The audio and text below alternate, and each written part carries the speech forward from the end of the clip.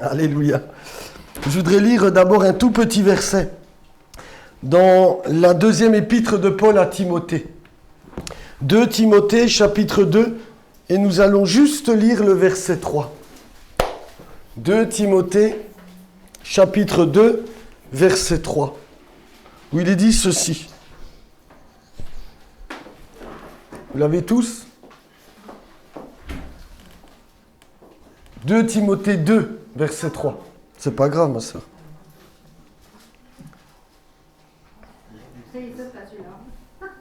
Voilà. Celui-là aussi, il est bien. Souffre avec moi comme un bon soldat de Jésus-Christ. Je répète, souffre avec moi comme un bon soldat de Jésus-Christ. J'aimerais juste, frères et sœurs, nous allons entrer après le culte dans un temps de jeûne et prière, et ensuite nous aurons notre semaine de prière où tous les soirs nous allons nous retrouver dans ce lieu pour invoquer le nom du Seigneur. Et je voudrais continuer ce que j'ai commencé de partager jeudi soir. C'était pas prévu, mais ça n'a pas quitté mon cœur, et j'aimerais qu'on s'exhorte au combat spirituel dans lequel nous sommes engagés.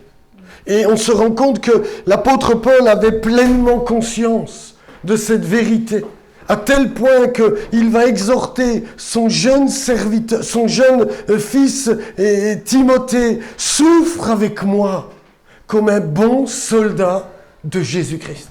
Et je crois que s'il y a une vérité que nous ne devons pas oublier, c'est que l'église que nous sommes, l'église de Porto Vecchio, l'église de la Plaine orientale, est avant tout une armée au service du roi des rois.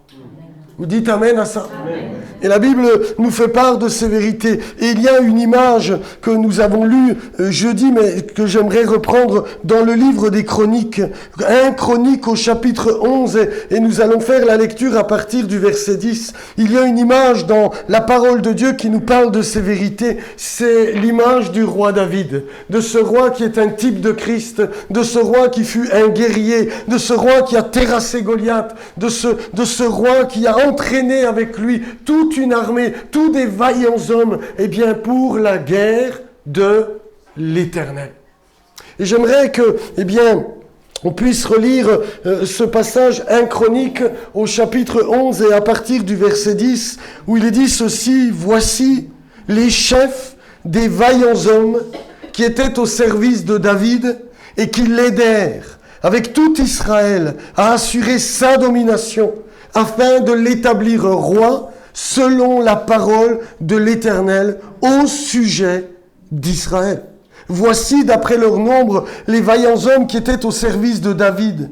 Jashobéam, fils de Acmoni, l'un des principaux officiers. Il brandit sa lance sur 300 hommes qu'il fit périr en une seule fois. Après lui, Éléazar, fils de Dodo, l'Arorite, l'un des 3 guerriers. Il était avec David à Pas-Damim, où les Philistins s'étaient rassemblés pour combattre.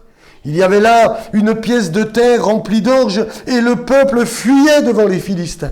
Ils, au pluriel, c'est-à-dire lui et David, se placèrent au milieu du champ, le protégèrent et battirent les Philistins, et l'Éternel opéra une grande délivrance.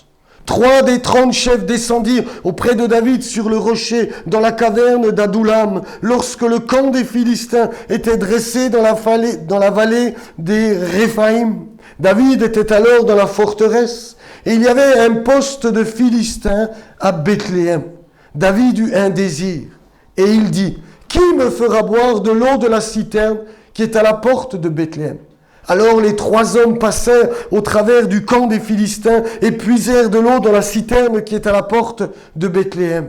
Ils l'apportèrent et la présentèrent à David, mais David ne voulut pas la boire, et il la répandit devant l'Éternel. Il dit: que mon Dieu me garde de faire cela. Boirai-je le sang de ces hommes qui sont allés au péril de leur vie? Car c'est au péril de leur vie qu'ils l'ont apportée, et il ne voulut pas la boire. Voilà ce que firent ces 3 vaillants hommes. Abishai, frère de Joab, était le chef des 3. Il brandit sa lance sur 300 hommes et les tua. Il eut du renom parmi les 3. Il était le plus considéré des trois de la seconde série. Et il fut leur chef, mais il n'égala point les trois premiers. Benaja, fils de Yehojada, fils d'un homme de Kabtsel, rempli de valeur et célèbre par ses exploits, il frappa 2 lions de Moab. Il descendit au milieu d'une citerne où il frappa un lion un jour de neige. Il frappa un Égyptien d'une stature de 5 coudées, ayant à la main une lance comme une ensouple de tisserand. Il descendit contre lui avec un bâton, arracha la lance de la main de l'Égyptien et s'en servit pour le tuer. Voilà ce que fit Benaja, fils de Yehojada. Il eut du renom parmi les 3 vaillants hommes. Il était le plus considéré des 30, mais il n'égala point les 3 premiers. David l'admit dans son conseil secret. Et ensuite, il y aura la liste de cette fameuse liste des 30. C'est très intéressant de constater ce que la parole de Dieu met en lumière. Il y a 3 hommes de grand renom, des vaillants, c'est-à-dire des hommes forts. Ensuite, il y en avait 3 autres qui étaient jusqu'à Bethléem pour prendre de l'eau pour David. Et ensuite, il y en avait encore 30 qui furent très proches de David. À tel point que les 3 de la deuxième série, comme nous l'avons lu, et dit, un des 3 fut admis dans le conseil secret de David. Et s'il y a une prière, frères et sœurs, que je fais pour ma propre vie, mais que je fais aussi pour l'église de Porto-Vecchio, pour chacune de vos vies, c'est que nous soyons comptés parmi ceux qui sont, au conseil secret de notre roi Jésus-Christ de Nazareth. Je vous disais que nous allons partager ensuite cette semaine, mais très rapidement le soir, nous viendrons pour prier. Je prendrai un petit verset à chaque fois du chapitre 12 pour montrer quelles étaient les caractéristiques de cœur de ces hommes-là. Et j'aimerais toute la semaine nous exhorter, frères et sœurs, au combat spirituel dans lequel nous sommes engagés. Je ne vous apprends rien en vous disant cela. Vous êtes OK avec ça. Nous sommes en guerre contre la puissance des ténèbres. Vous dites Amen à ça. Amen. Nous ne sommes pas inconscients. Nous devons avoir l'esprit bien clair sur ces vérités. C'est la raison pour laquelle l'apôtre Paul pouvait dire « Souffre avec moi, Timothée, comme un bon soldat de Jésus-Christ. » Ce que je mettais en lumière, pas révélé, c'est très prétentieux, ce que je mettais en lumière jeudi soir avec les frères et sœurs de l'Église, c'était le verset 10. J'aimerais le relire avec vous pour que nous puissions un petit peu plus approfondir cette vérité-là. Il est dit, voici les chefs des hommes forts ou vaillants qui étaient au service de David, qui l'aidèrent avec tout Israël à assurer sa domination afin de l'établir roi selon la parole de l'Éternel au sujet d'Israël. Et je rappelais, et je veux le faire devant tous ce matin, parce que je crois que c'est très important, je voudrais rappeler cette grande vérité. Le combat spirituel est avant tout un combat entre les ténèbres et le Fils de Dieu. Nous ne devons jamais oublier que le cœur de la bataille spirituelle dans laquelle nous sommes engagés, ce n'est pas d'abord contre notre propre petite personne. C'est d'abord un combat qui se joue contre le Fils de Dieu lui-même, contre Dieu lui-même. Vous vous souvenez, lorsque Adam et Ève ont péché dans le jardin d'Éden, regardez avec moi au chapitre 3 de la Genèse. Je voudrais relever un point avec vous pour entrer un peu plus dans cette pensée-là. Genèse au chapitre 3, et nous allons lire les versets 14 et 15. Dieu va parler au serpent. Et il est dit, l'Éternel Dieu dit au serpent, puisque tu as fait cela, tu seras maudit entre tout le bétail et entre tous les animaux des champs. Tu marcheras sur ton ventre et tu mangeras de la poussière tous les jours de ta vie. Je mettrai inimitié entre toi et la femme, entre ta postérité et sa postérité. Il, littéralement, t'écrasera la tête et tu lui blesseras le talon. Je trouve très intéressant, frères et sœurs, que alors que l'homme et la femme viennent de pécher contre le Seigneur, alors que l'homme et la femme viennent d'être trompés par le serpent, Dieu va mettre en lumière une autre vérité. Il va bien sûr maudire le serpent et lui dire qu'il marchera sur son ventre et qu'il mangera de la poussière tous les jours de sa vie. Mais ensuite, il va parler d'une autre dimension qui n'apparaît pas, qui ne peut pas être connue dans ce jardin d'Éden. Il va dire, voici ce qui va arriver. Je vais mettre une inimitié entre toi et la femme, entre ta postérité et toi le diable, et puis sa postérité. Et cette postérité, il est dit littéralement, il t'écrasera la tête. Il n'y a pas une faute d'orthographe que le Saint-Esprit a fait. Les traducteurs de la Bible ont peut-être voulu corriger cette faute d'orthographe, mais c'est pas celle-ci, c'est « il t'écrasera la tête ». Dès le jardin d'Éden, dès la chute d'Adam et Ève, il est révélé que quelqu'un, un fils va venir, qui va écraser la tête du serpent. Il révèle à travers ce verset qu'au-delà de ce qui s'est passé avec Adam et Ève, il y a une autre dimension, une dimension spirituelle qui n'était peut-être pas révélée, qui n'était peut-être encore pas connu, mais que Dieu met en lumière. C'est que derrière Adam et Ève se joue un autre combat. C'est que derrière la ruse et la séduction du serpent se joue une autre bataille, celle qui engage le Fils de Dieu lui-même. Il est question de ce combat spirituel dès les premières pages de notre Bible. Et dans toutes les Écritures, si nous allions ensemble regarder dans le livre de l'Apocalypse, nous allons nous rendre compte, frères et sœurs, que, au chapitre 17, où il sera question de Babylone et de sa chute. Mais regardez avec moi, ce qui se joue, je vais lire, à partir du verset 12. Apocalypse 17, verset 12. Il est question de ce royaume, de cette bête, et puis de 10 rois. Et il est dit au verset 12, les 10 cornes que tu as vues sont 10 rois, qui n'ont pas encore reçu de royaume, mais qui reçoivent autorité comme rois pendant 1 heure avec la bête. Écoutez bien cela. Ils ont un même dessein. Ils donnent leur puissance et leur autorité à la bête. Ils combattront contre l'agneau. Et l'agneau les vaincra parce qu'il est le Seigneur des seigneurs et le roi des rois. Et les appelés, les élus et les fidèles qui sont avec lui les vaincront aussi. C'est très intéressant de voir. Vous savez, le livre de l'Apocalypse, est un livre très imagé. Mais les images qui nous sont données, c'est pour nous dévoiler ce que sont les réalités spirituelles. Derrière le royaume, de l'Antichrist qui s'en vient et qui est déjà en train de se mettre en place, la Bible, elle le considère comme une bête qui va faire des ravages sur la terre. Le livre est en train de nous dévoiler des réalités spirituelles à travers toutes ces images-là.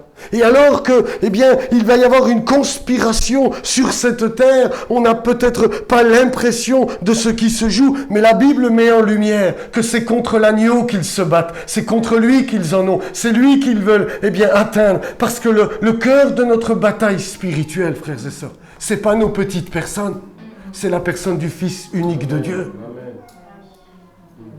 Et le texte que nous avons lu dans le livre des Chroniques est extraordinaire. Parce qu'il est dit, voilà, les vaillants hommes qui sont venus. Et ces vaillants hommes, ils sont venus pour aider David, pour assurer sa domination, afin de l'établir roi, selon la parole de l'Éternel au sujet d'Israël. Ils sont venus le faire parce que voilà ce que la parole de Dieu avait décrété. Il l'avait décrété à travers David, parce qu'il est dit que, Dieu avait révélé à Samuel qu'il avait vu un fils dans la famille d'Ishaï. Et c'était lui qui l'avait choisi comme roi sur tout Israël. Et il est venu pour loindre, au milieu de ses frères, dit le livre de Samuel. Mais notre Bible est sous l'inspiration, de l'Esprit, parle aussi, élève le voile sur le cœur à travers le psaume 2. J'aimerais que nous puissions tout à nouveau refaire la lecture de ce psaume et nous arrêter quelques instants sur celui-ci. Psaume 2, et il est dit ceci. Pourquoi ce tumulte parmi les nations? Pourquoi ces vaines pensées parmi les peuples? Écoutez bien cela. Pourquoi les rois de la terre se soulèvent-ils et les princes se liguent-ils avec eux? Contre l'Éternel et contre son Messie, son oint, parce que c'est le même mot en hébreu, Mashiach. Et voilà ce qu'ils disent. Brisons leurs liens, délivrons-nous de leurs chaînes. Celui qui siège dans les cieux rit, le Seigneur se moque d'eux, puis il leur parle dans sa colère. Il les épouvante dans sa fureur. C'est moi qui ai oint mon roi sur Sion, ma montagne sainte. Et voilà ce que le Fils déclare, ce que le roi oint de Dieu déclare. Je vais vous publier de décret. Je vais vous dire ce qu'il m'a dit. L'Éternel m'a dit, tu es mon fils, je t'ai engendré aujourd'hui. Demande-moi, et je te donnerai les nations pour héritage, les extrémités de la terre pour possession. Tu les briseras avec une verge de fer, tu les briseras comme le vase d'un potier. Et maintenant, roi, conduisez-vous avec sagesse, juge de la terre, recevez instruction. Servez l'Éternel avec crainte et réjouissez-vous avec tremblement. Baisez le Fils de peur qu'il ne s'irrite et que vous ne périssiez dans votre voie. Car sa colère est prompte à s'enflammer. Heureux tous ceux qui se confient en lui. J'aime cette parole parce qu'on se rend bien compte que c'est David qui l'a écrit. Il y a une grande controverse dans l'histoire et dans la théologie. Certains ont dit que c'est un psaume messianique, il est question du roi Messie. D'autres ont dit mais non, il est seulement question du roi David qui expose sa situation. Mais peu importe, c'est David qui a écrit ce psaume. C'est le livre des Actes qui nous l'apprend. Lorsque les disciples ont été menacés pour la première fois, ils vont dire ce que tu as dit par le Saint-Esprit, par la bouche de David, notre Père. Pourquoi ce tumulte, vous connaissez au chapitre 4 du livre des Actes. C'est David qui l'a écrit. Et David, peut-être, s'est inspiré de son histoire. Parce qu'il est vrai que, dès qu'il fut mis en place, si nous lisons 1 Chronique 14, on peut le lire au verset 8, ou ne le cherchez pas, regardez, ou dans 2 Samuel, mais je vais rester dans les Chroniques, il est dit au verset 8, 1 Chronique 14, verset 8, « Les Philistins apprirent que David avait été oint pour roi sur tout Israël, et ils montèrent tous à sa recherche. David, qui en fut informé, sortit au-devant d'eux. » Il est vrai que dès que David a été oint, il y a une conspiration. Les rois, à la personne de Saül jusqu'à maintenant, s'est opposé à lui. Et dès que maintenant il est reconnu roi de tout Israël, ce sont les 5 princes des Philistins qui se dressent contre lui, qui ne veulent pas de cette royauté. Mais nous savons que David est un type de Christ. Et que ce que nous avons lu dans ce psaume 2, même si David s'est inspiré de son vécu, il est clair et net que, il est question du Fils de Dieu, qui a été oint par Dieu au-delà, de nos frontières, sur la montagne sainte de Dieu, sur la Sion, la Jérusalem céleste qui va bientôt venir. Voilà quel a été le décret. Dieu l'a déclaré roi, et c'est par lui, dit Paul, et pour lui que tout a été créé. Il est celui à qui tout appartient. Il est le roi à qui Dieu a confié toutes les extrémités de la terre. Et lorsque Adam et Ève sont tombés dans les ruses du diable, le diable avait qu'un seul dessein, c'est de nuire au plan divin. C'est de nuire au Fils qui devait régner sur les extrémités de la terre. C'est empêcher le Fils d'être le roi de toutes les nations. Parce que le diable a convoité cette place. Le diable a désiré régner sur tous les hommes et toutes les femmes que Dieu avait créés pour et par son Fils. Et c'est pourquoi Genèse 3,15 met en lumière que derrière la chute d'Adam et Ève, il y a une autre vérité qui s'inscrit. C'est contre le Fils que le diable en a. Et dans le texte que nous avons lu, ces hommes sont venus aider David à établir son règne et sa royauté, selon la parole du Seigneur. Et selon ce psaume que nous venons de lire, nous faisons partie de ceux qui ont reconnu que Jésus est le roi. Rappelez-vous comment s'ouvrent les évangiles et comment ils se ferment. Lorsque les trois, sages ou mages, comme on les appelle, peu importe, sont venus d'Orient dans le livre de Matthieu, ils sont venus avec une seule question. Où est le roi des Juifs qui vient de naître? Et ça a créé un chamboulement. Hérode est entré en panique. Comment ça? Il y a un autre roi, mais nous ne voulons pas qu'il règne sur nous. C'est nous. Alors il va faire tuer tous les enfants de Bethléem, inspirés par la puissance des ténèbres. Et quel fut l'objet de sa condamnation lorsqu'il était pendu entre ciel et terre? Jésus de Nazareth, roi des Juifs. Telle était la raison pour laquelle on l'a crucifié, parce qu'il se déclarait roi et qu'on ne veut pas qu'il règne sur nous. Et l'esprit qui règne dans ce monde, frères et sœurs, c'est un esprit qui veut empêcher cette vérité-là. C'est un esprit qui ne veut pas que le Fils de Dieu règne sur les hommes. Mais nous voulons dire ce matin, nous l'avons reconnu pour un roi et nous désirons qu'il règne sur nos vies parce qu'il n'y a pas un roi comme lui. Il n'y a pas un roi comme lui, frères et sœurs.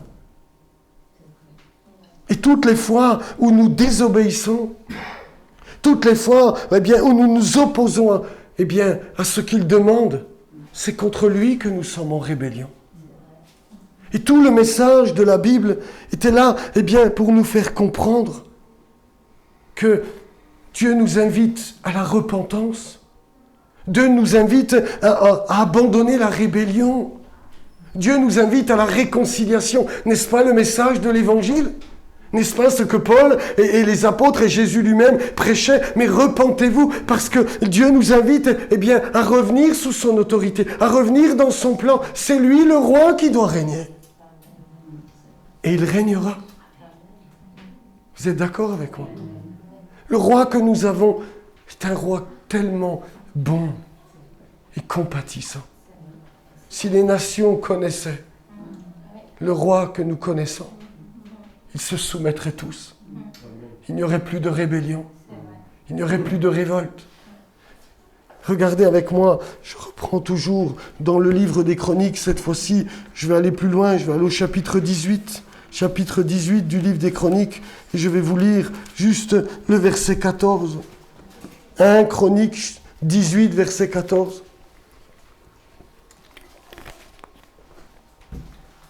Il est dit ceci. David régna sur tout Israël, et il faisait droit et justice à tout son peuple. David est un type de Christ. Et voilà ce qu'il nous dit. Ce roi faisait droit et justice à tout son peuple.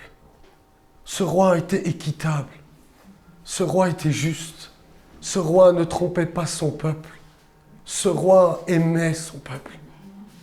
C'est une image du règne de Christ. Certains d'entre nous ont encore peur de s'abandonner totalement au Seigneur. Ils ont peur que le royaume de Dieu prenne possession de leur cœur. Mais ce matin, je voudrais vous dire, le royaume de Dieu, c'est la paix, c'est la justice, c'est la joie par le Saint-Esprit. Quand le royaume de Dieu vient dans une vie, il apporte la paix, il apporte la joie, il apporte la justice. C'est un règne équitable, droit et juste. Et notre roi est le plus beau de tous les fils de l'homme, disait le psaume 45. Ton sceptre est un sceptre d'équité.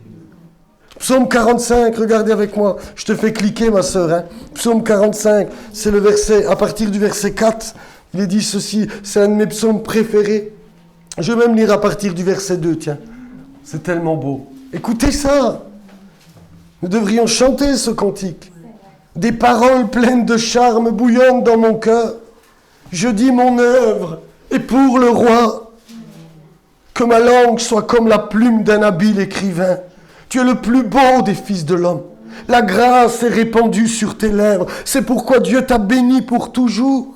Vaillant guerrier, saint ton épée, ta parure et ta gloire. Oui, ta gloire, sois vainqueur. Monte sur ton char, défends la vérité, la douceur et la justice. Et que ta droite se signale par de merveilleux exploits. Tes flèches sont aiguës, des peuples tomberont sous toi. Elles perceront le cœur des ennemis du roi. Ton trône, ô Dieu, est à toujours. Le sceptre de ton règne est un sceptre d'équité. Tu aimes la justice, tu hais la méchanceté. C'est pourquoi, ô Dieu, ton Dieu t'a oint d'une huile de joie par privilège sur tes collègues. Il va dire, mais c'est le plus beau de tous les fils de l'homme. Il n'y a pas de roi qui soit comme lui. Son sceptre est un sceptre d'équité. Il aime la justice. Il défend la vérité, la douceur et la justice. Et je crois que, vous savez, c'est vraiment ce que le Seigneur voulait révéler en venant sur la terre. Je crois que Dieu aurait pu tous nous condamner, frères et sœurs. Si Dieu avait décidé de condamner tous les hommes, il aurait pu le faire.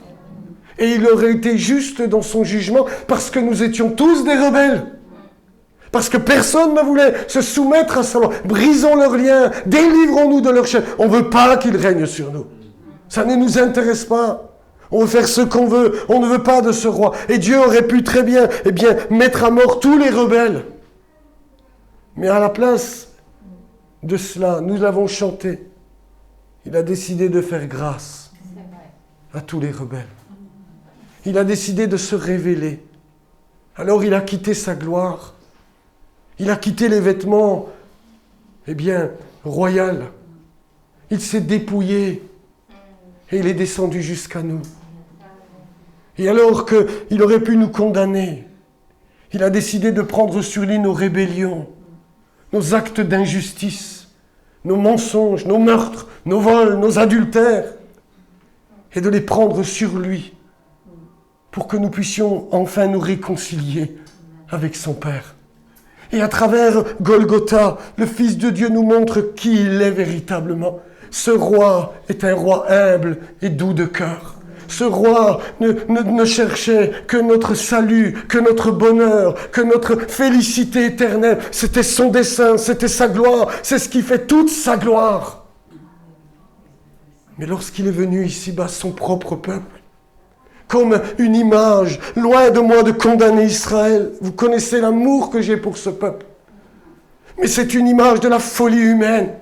Alors que le roi vient dans sa douceur et son humilité pour nous donner la possibilité de nous repentir et de nous réconcilier avec Dieu, alors on l'a fait mettre à mort. Il est le roi dont nous ne voulons pas. Il est le roi que nous ne désirons pas qu'il règne sur notre vie.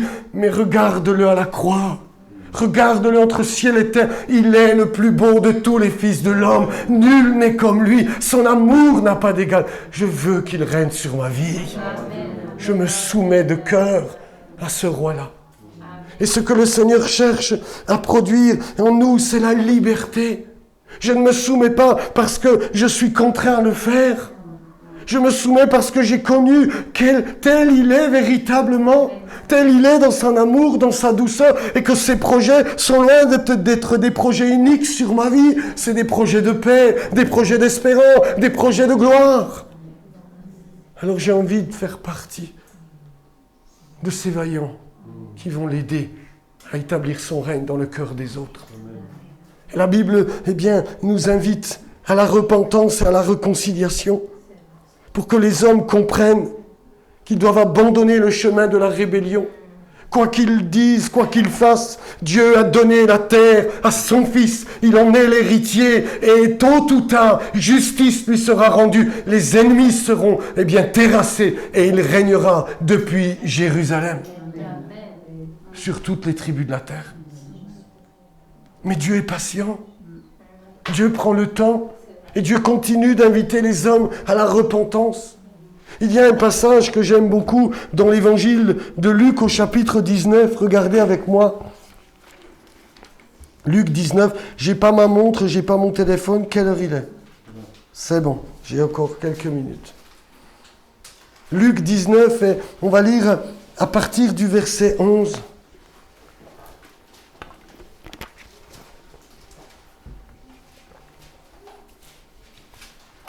Ils écoutaient ces choses. Jésus était chez Zachée.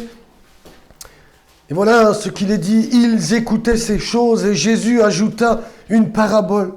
Parce qu'il était près de Jérusalem et qu'on croyait qu'à l'instant le royaume de Dieu allait paraître. Il dit donc, un homme de haute naissance s'en alla dans un pays lointain pour se faire investir de l'autorité royale et revenir ensuite. Il appela 10 de ses serviteurs, leur donna 10 mines. Il leur dit, faites-les valoir jusqu'à ce que je revienne. Mais ses concitoyens le haïssaient et ils envoyèrent une ambassade après lui pour dire, nous ne voulons pas que cet homme règne sur nous. Lorsqu'il fut de retour, après avoir été investi de l'autorité royale, il fit appeler auprès de lui les serviteurs auxquels il avait donné l'argent, afin de connaître comment chacun l'avait fait valoir. Le premier vint et dit, Seigneur, ta mine a rapporté 10 mines. Il lui dit, c'est bien, bon serviteur. Parce que tu as été fidèle en peu de choses, reçois le gouvernement de 10 villes. Le second vint et dit, Seigneur, ta mine a produit 5 mines. Il lui dit, toi aussi, sois établi sur 5 villes. Un autre vint et dit, Seigneur, voici ta mine que j'ai gardée dans un linge, car j'avais peur de toi. Parce que tu es un homme sévère. Tu prends ce que tu n'as pas déposé et tu moissonnes ce que tu n'as pas semé. Il lui dit, je te juge sur tes paroles. Méchant serviteur, tu savais que je suis un homme sévère, prenant ce que j'ai point déposé et moissonnant ce que je n'ai pas semé. Pourquoi donc n'as-tu pas mis mon argent dans une banque, afin qu'à mon retour, je le retirasse avec intérêt? Puis il dit à ceux qui étaient là, ôtez-lui la mine et donnez-la à celui qui a les 10 mines. Ils lui dirent, Seigneur, il a 10 mines. Je vous le dis, on donnera à celui qui a, mais à celui qui n'a pas, on ôtera même ce qu'il a. Au reste, amenez ici mes ennemis, qui n'ont pas voulu que je régnasse sur eux, et tuez-les en ma présence. Je trouve ce passage fort, parce qu'il expose tout notre évangile, et tout ce à quoi nous sommes invités à travailler. Il dit, cet homme, était de haute naissance, et il s'en alla dans un pays lointain pour se faire investir de l'autorité royale, puis revenir ensuite. Et voilà qu'il va appeler 10 serviteurs. Et à chacun, il va donner une mine.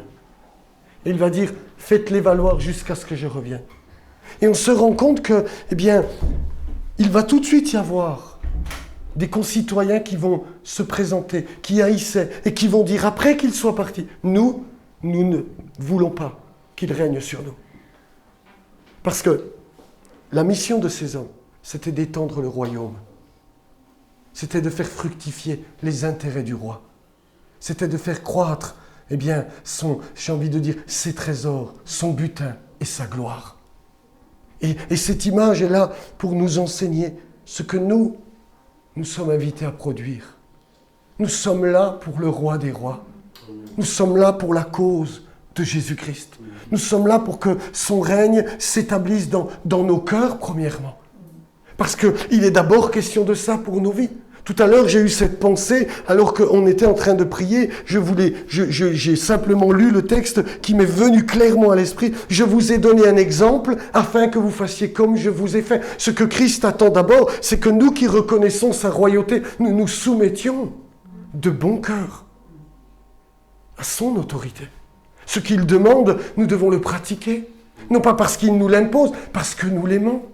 Il me demande de prendre ma croix, je prends ma croix. Il me demande de renoncer, à tant de choses. J'y renonce parce que je sais que c'est bon pour moi. Ce qu'il me demande est ce qu'il y a de plus juste et de plus équitable. Parce que ce roi m'aime d'un amour sans pareil. Donc je ne me soumets pas en grimaçant. Je ne me soumets pas parce que je suis obligé de le faire, parce que les autres le font. Je le fais parce que j'ai connu son amour. Et le drame de cette parabole que nous avons lue, frères et sœurs, c'est que cet homme, ne le connaissait pas. Il le pensait dur, il le pensait moissonnant là où il n'avait pas semé. Il l'a traité en dehors de ce qu'il était véritablement. Et je crois que c'est de cela dont il est question dans notre texte, dans tout ce que je viens de lire. Ils sont venus vers David, parce que David ne ressemblait pas à Shaoul, pardonnez-moi. David ne lui ressemblait pas. David était tellement différent. Et ces hommes furent attirés. Nous le verrons dans le chapitre suivant. Ils furent attirés avec un cœur résolu. Avec le cœur, ils ont été vers David. Parce que David était tellement loin de l'égocentrisme et de l'orgueil de Shaoul. Il était tellement loin de sa manière d'agir. Cet homme-là était prêt à tuer ses adversaires, à tuer ses rivaux, à tuer son propre fils, à se mettre en colère contre celui-ci, à lever la lance. David était tellement différent. David ne lançait pas la lance contre ses propres ennemis. Il aimait ses ennemis. Il a pleuré sur la mort de Shaoul et de Jonathan. David était tellement différent. Et ces hommes ont compris qui était David. Et ils lui ont demandé d'être leur roi. Et ils l'ont aidé, frères et sœurs. Ils l'ont aidé à établir son règne et sa royauté. Et je crois que c'est à cela que nous sommes invités. Nous sommes invités, frères et sœurs, à travailler avec le roi des rois, à travailler par nos prières et par notre témoignage envers ceux qui nous entourent, à leur dire qu'il est encore temps, ils peuvent encore se réconcilier, à leur dire qu'ils peuvent encore se repentir. Le roi n'est encore pas venu exercer son jugement, mais qu'ils sachent que bientôt, très bientôt, le roi va établir son règne sur toutes les extrémités de la terre. Vous comprenez que, en vérité, c'est bien au-delà des pensées, j'ai envie de dire, humanisme, des idéologies dominantes de ce siècle présent qui sont en jeu. C'est contre le Fils de Dieu lui-même que les nations se battent, que les nations s'opposent. Ils combattent l'agneau, dira le texte. En vérité, tout ce que nous sommes en train de voir est un combat contre l'agneau, le Fils de Dieu lui-même. Et nous devons avoir des yeux pour voir, des oreilles pour entendre, être clair que c'est contre le Fils que la guerre est lancée. Ils ne veulent pas qu'il soit le roi de leur vie. Ils ne veulent pas de cette parole de Dieu. Le Seigneur se rit, parce que c'est ce qui arrivera. C'est Dieu qui l'établit roi sur Sion, sa montagne sainte. Qui pourra s'y opposer? Mais le roi est patient. Le roi continue d'inviter. Et si tu es dans une forme de résistance, ce matin, comme disait l'apôtre Paul, je t'en supplie, abandonne ta résistance. Connais ce roi qui est doux et humble de cœur, il t'aime d'un amour éternel. Son règne est un règne de paix. Sois sans crainte, abandonne-toi à sa volonté, abandonne-toi à ses desseins. Il ne te fera que du bien. Il n'y a aucun de nous qui regrettons d'avoir soumis nos vies au Fils de Dieu. Il n'y a aucun de nous qui regrettons d'avoir pris notre croix, d'être morts à nous-mêmes, parce que c'est le bon chemin qui apporte la paix, la justice et la vérité. Alors ne résiste plus. Le roi t'appelle. Écoute son appel, son invitation. Et pour nous, nous voulons travailler avec lui. Nous voulons lui dire, Seigneur, on veut t'aider. Nos prières sont tellement importantes. Regardez, je ne vais pas relire encore, mais quand les apôtres ont été menacés pour la première fois, il est dit qu'après être relâchés, on leur a menacé de parler et d'enseigner au nom de Jésus. Ils vont leur dire, mais on ne peut pas, parce qu'on doit faire ce que Dieu nous a demandé. Et puis il est dit dans Acte 4, ils vont aller vers les leurs. Et ils vont exactement citer le passage du psaume 2. Seigneur, c'est toi qui as dit par le Saint-Esprit, par la bouche de David, notre Père, pour moi, pourquoi ce tumulte parmi les nations et ces vaines pensées parmi les peuples? En effet, Seigneur, Hérode et Ponce Pilate se sont ligués ensemble contre ton oint. Et ils disent au Seigneur, aujourd'hui c'est nous. C'est contre nous qu'ils en ont. Seigneur, débarrasse-nous de ces méchants. Fais-nous du bien. C'est pas du tout ce qu'ils ont dit. Personne ne réagit. Ils ont dit, Seigneur, vois leurs menaces. Donne à tes serviteurs d'être en aide au Fils de Dieu. D'apporter ta parole, quoi qu'il en coûte, quoi que ce soit le prix. Et que tu étendes ta main par des signes, des prodiges, au nom de ton saint serviteur Jésus, que tu as glorifié. Nous voulons continuer de travailler à l'œuvre du roi. Ça coûte, frères et sœurs. Ça coûte d'aller dire aux hommes qu'ils doivent se repentir. Ça coûte de prendre sa croix. Ça coûte de lui obéir. Mais, frères et sœurs, c'est à cela que nous avons été invités à le suivre, à marcher à sa suite, à dire aux hommes qu'ils se trompent le concernant, que notre roi est bon, que notre roi est équitable, que notre roi est juste, mais qu'ils doivent se soumettre parce que c'est quand même le créateur du ciel et de la terre et que le monde est inversé encore aujourd'hui. Ça nous est dur parce que par nature, on n'aime pas ça. Et j'ai l'impression que plus les années passent, plus c'est dur de dire que le Seigneur est Seigneur. Et pourtant, c'est le message de l'Évangile. C'est le message de la croix. C'est le message de Dieu. Et nous devons l'aider à travailler à ces choses. Par nos prières, nous devons continuer de dire, Seigneur, établis ton règne dans le cœur de mon fils. Seigneur, établis, même s'il doit passer par des moments difficiles, c'est pas grave. Ce qui compte, c'est que ton règne s'établisse dans sa vie. Seigneur, accorde-lui la délivrance dont il a besoin. Il a été soumis aux ténèbres, il a été soumis à l'ennemi. Il est comme les otages qui sont aujourd'hui dans la bande de Gaza. Seigneur, nous ne nous relâcherons pas jusqu'à ce que ton règne s'est établi dans leur cœur. Et nos prières sont tellement importantes. Nous ne réclamons pas notre confort, nous ne réclamons pas une salle luxueuse. J'en ai que faire de ça. Je veux le salut des âmes. Je veux que les croix soient glorifiées. Je veux que le Fils s'établisse dans le cœur de mes bien-aimés. C'est ça la réalité dans laquelle nous sommes. Mais le diable nous trompe. Le diable nous trompe avec ce confort, frères et sœurs. On est trop souvent à rester des heures devant la télé, devant Internet, plutôt que sur nos genoux, frères et sœurs. Parce que nous ne comprenons pas la guerre dans laquelle on est engagé. On dépense tellement d'énergie pour tant d'autres choses, pour le foot, pour le sport, pour Internet, pour que sais-je, alors que nous devrons être engagés dans la guerre qui est engagée entre le diable et notre roi. Nous devons être à ses côtés. Il y avait les 3, il y avait la seconde série de 3, il y avait les 30. Moi, j'ai envie de faire partie des 3 premiers. Moi, je vais être compté parmi ceux qui sont dans son conseil secret. Le reste n'a pas d'importance. Ce monde est que de la boue pour nous. Et nous sommes encore tellement trompés. Et parfois, j'ai tellement honte. Seigneur, des heures perdues, alors que la guerre est engagée. Vous avez remarqué, quand nous sommes en guerre et quand nous le comprenons, il y a tout qui change. Il y a tout qui change. Tout est réquisitionné pour la guerre.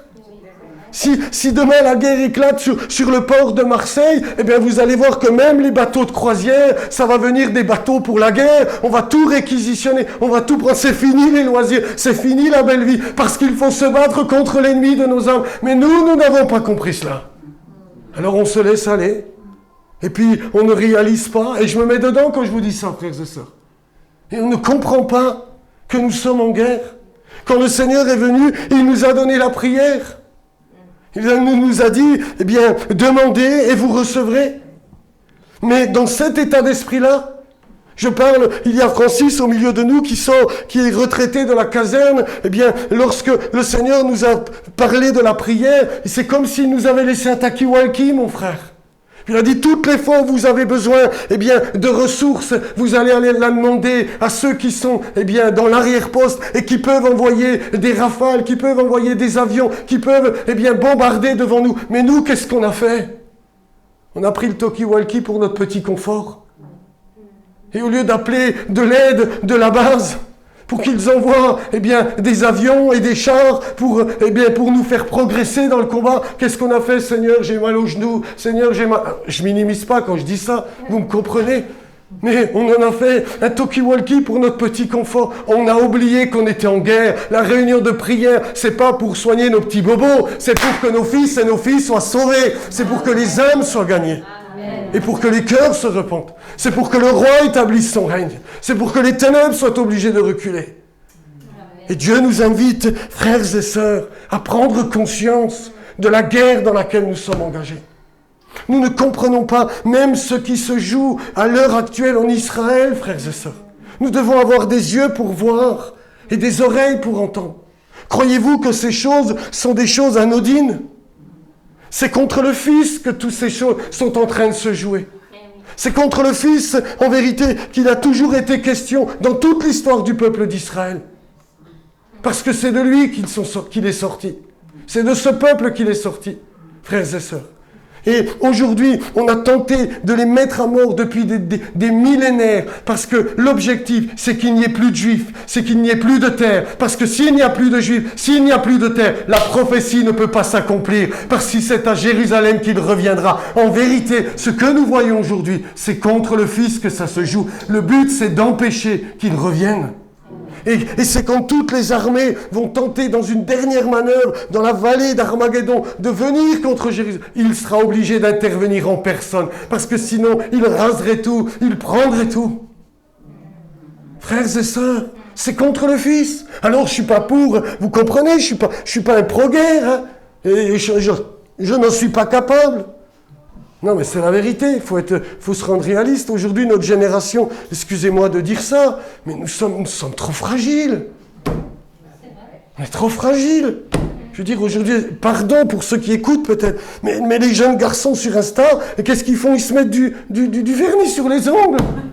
Non mais pardon de dire ça, mais ils ne comprennent pas. Demain il y a la guerre, on est tous perdus. Et nous les chrétiens, nous sommes bien dans la même barque. On n'a pas compris qu'on était en guerre. On n'a pas compris ce qui se joue. On n'a pas compris qu'il est question du Fils de Dieu et de son règne et de sa gloire. Et le livre, la parole de Dieu nous dit, ils sont venus pour l'aider, pour établir son règne et la royauté. Et ça, c'est notre part. Et quand tout à l'heure, nous allons rester dans le jeûne et la prière, frères et sœurs, c'est ce que nous allons rechercher. Nous n'allons pas chercher notre confort. Nous n'allons pas chercher à améliorer nos petites vies. Nous allons chercher à ce que son règne s'établisse parmi nos contemporains, que cette ville soit visitée par le Saint-Esprit et que des hommes et des femmes parviennent à la repentance et se réconcilient avec le roi. Nous allons, je répète, je minimise pas ce qu'on vit, frères et sœurs. Hein, vous êtes d'accord avec moi? Vous comprenez ce que je veux dire? Mais ce n'est pas notre priorité. Souffre avec moi comme un bon soldat de Jésus-Christ. Souffre avec moi. Et relisez 2 Timothée, il le dit 3 fois. Souffre avec moi pour l'évangile, par la puissance de Dieu. Seigneur, j'ai pas envie de souffrir. Quand on souffre pas tout seul, c'est plus facile. Bien sûr, amen. Souffrir ensemble, c'est mieux. Mais c'est à cela que nous sommes invités. Jeûner, ça coûte de jeûner. Vous avez remarqué? C'est la réunion la plus fréquentée, j'ai envie de dire. La moins fréquentée, je me suis trompé. J'ai peut-être prophétisé pour une fois. Parce que ça coûte. Ça coûte de rester à genoux. Mais c'est à ce prix-là que nos pères ont combattu. Vous avez relu, j'ai pas le temps, parce que s'il faut vraiment que je me taise, mais vous avez lu les qualificatifs de ces 3 premiers? Ils sont venus avec David dans le champ. Il dit, ils résistèrent, ils lâchaient rien du tout. Dans le livre de Samuel, c'est la même histoire, il dit, il avait l'épée à la main, personne ne pouvait lui arracher son épée. Il s'est battu jusqu'à ses dernières tripes, jusqu'à sa dernière goutte de sueur et de sang. Quel guerrier! C'est à cela que Dieu nous appelle. C'est à cela, quand je considère la vie de l'apôtre Paul, mais quel combattant! Quel homme de Dieu! Quand je considère nos pères, quel homme de Dieu c'était!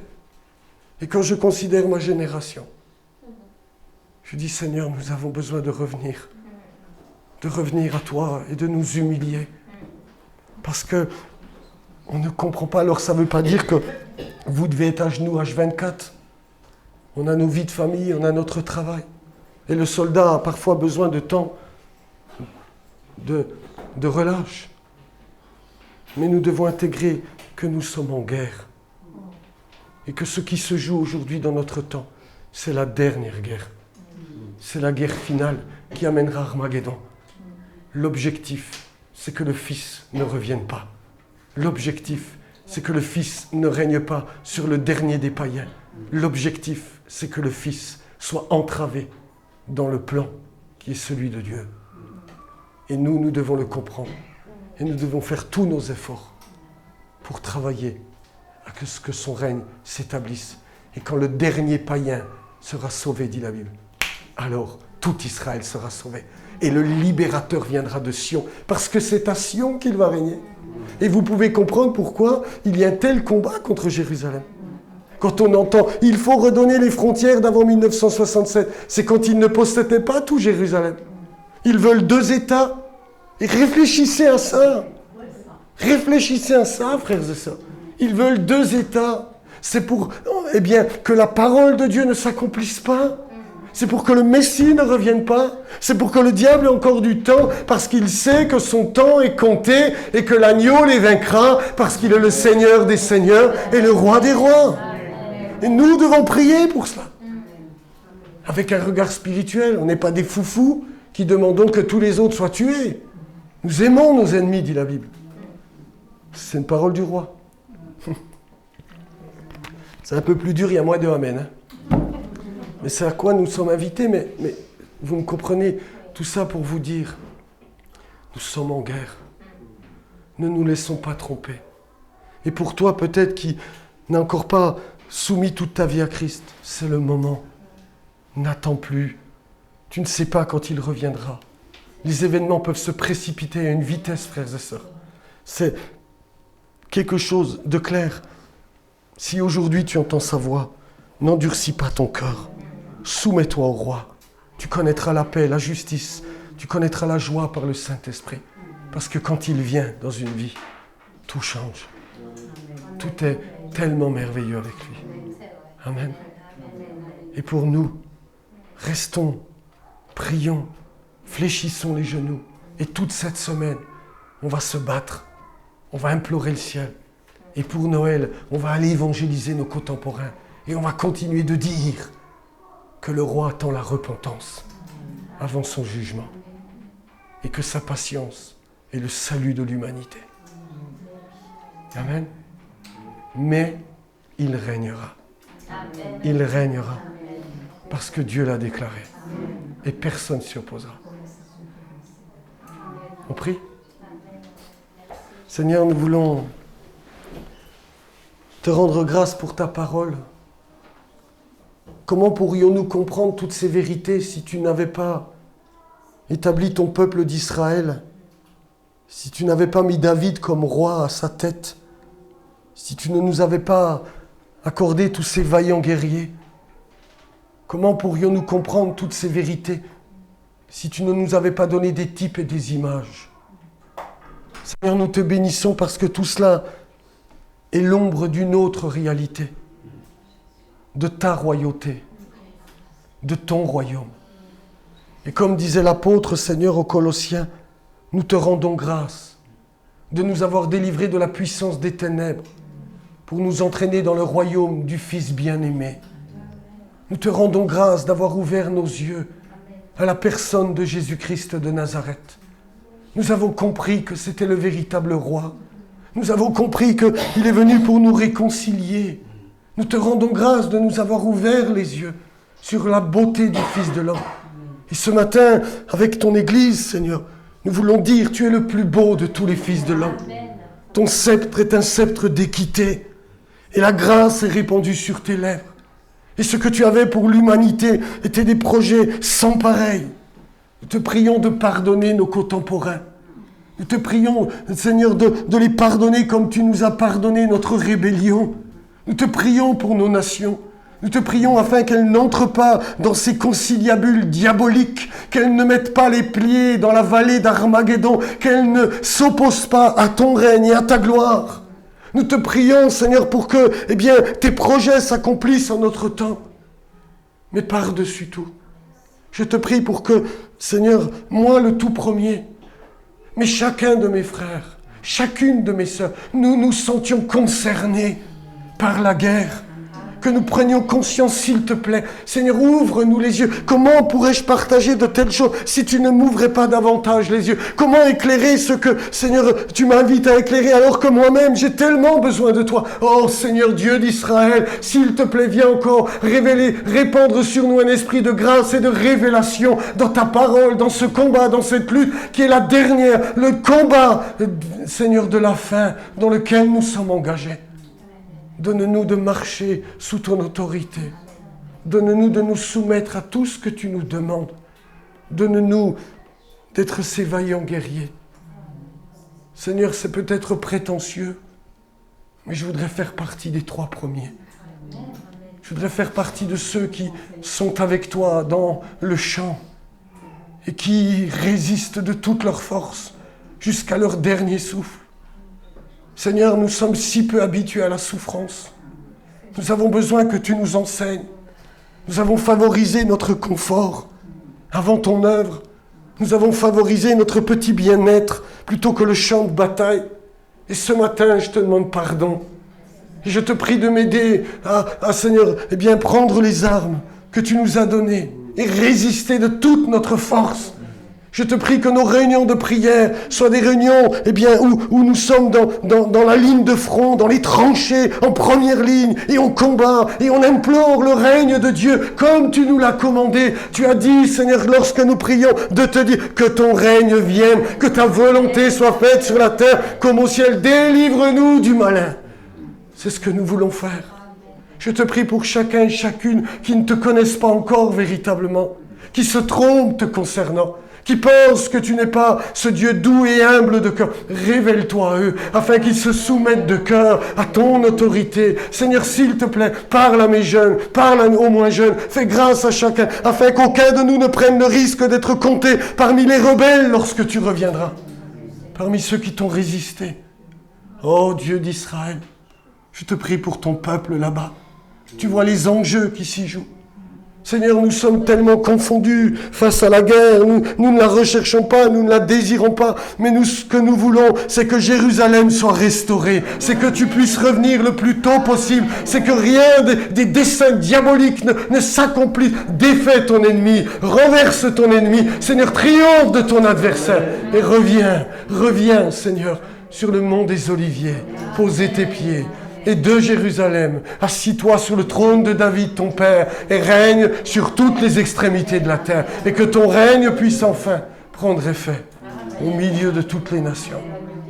Ce règne de paix, ce règne de justice, ce règne où il n'y aura plus de danger, où le loup et l'agneau habiteront ensemble, où le petit enfant pourra conduire, où tout sera nouveau. Nous te rendons grâce.